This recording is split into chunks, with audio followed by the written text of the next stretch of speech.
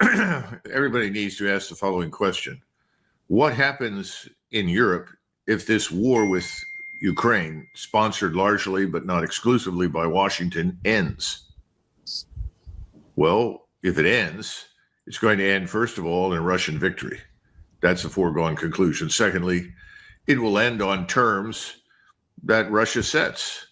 They're the ones with the forces on the ground. They're the ones with the vital strategic interest. We're not, never were. And finally, if that happens, and I think that's what's going to happen, what does that do to the leaders in Western Europe, these globalists who have been saying, open our borders, admit everyone who wants to come here from Africa, the Middle East, or even Southwest Asia.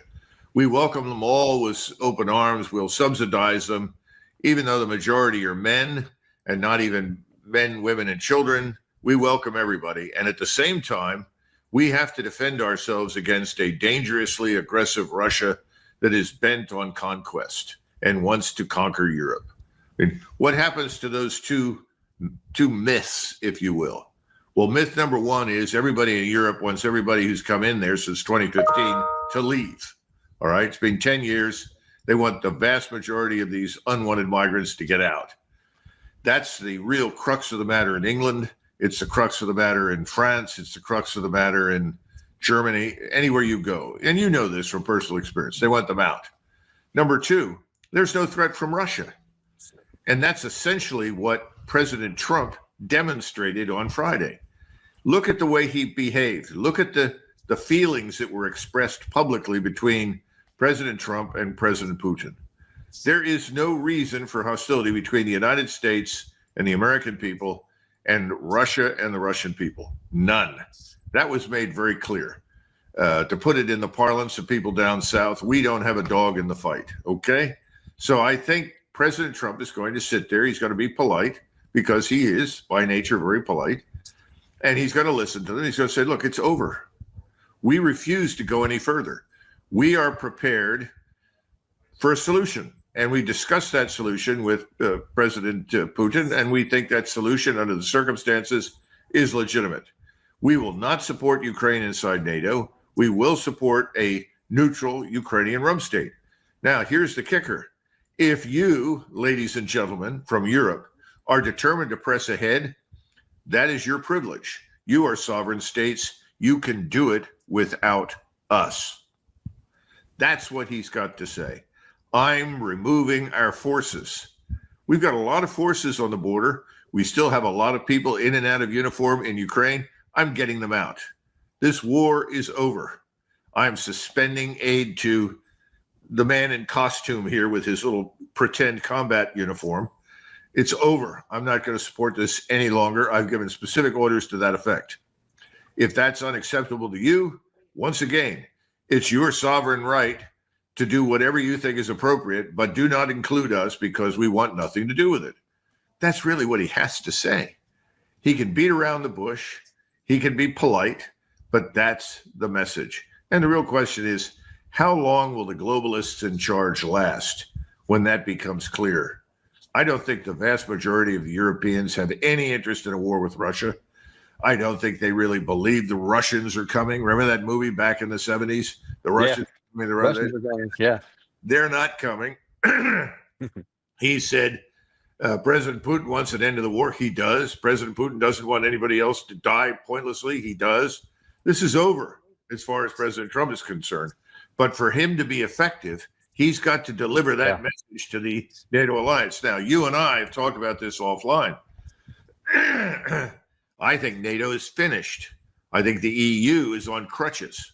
You know, NATO is already a terminal patient on the slab, hooked up to various things to keep it alive. And these people want to give it a haircut and a shave and send it back into combat. It's not going to work. This is a corpse. This is a comatose human being waiting to die. Europe has to move in new directions, divorced from the past.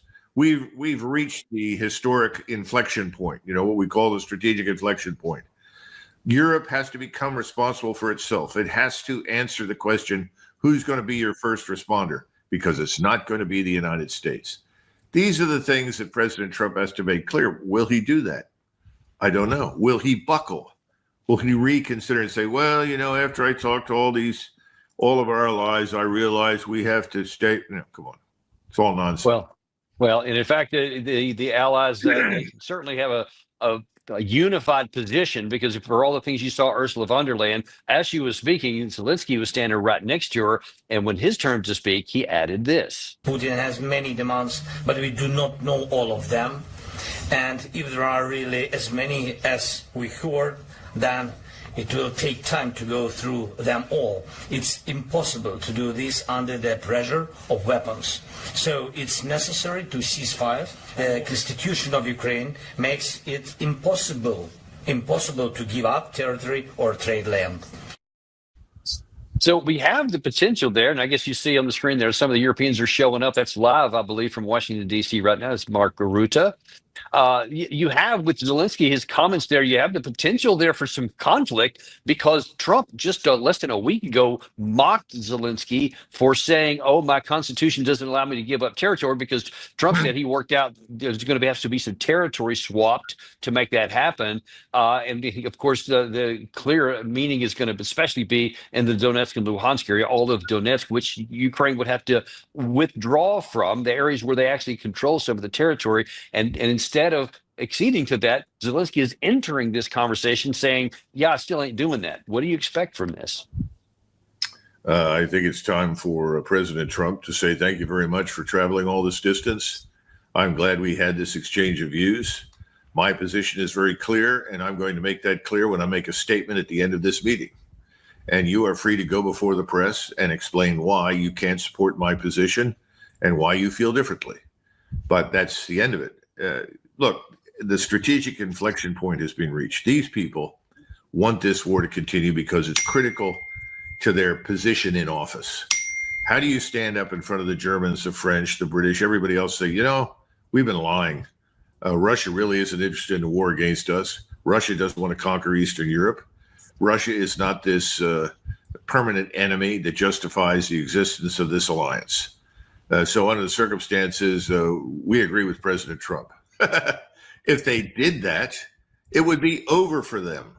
That's the problem. This is existential for them. It's not the threat from Russia. It's the threat inside their own countries, within their electorates. The electorates are going to realize this has been a big scam, and it will be over. Von der Leyen was formerly the defense minister in Germany. So she contributed in a very dramatic way to the destruction of German military power. Then she went on to reinforce the destruction of German national scientific industrial development. This woman is a catastrophe.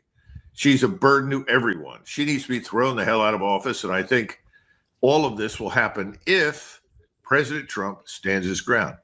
And forget the Lindsey Grahams and all the other buffoons, because all they're concerned about on the Hill is money.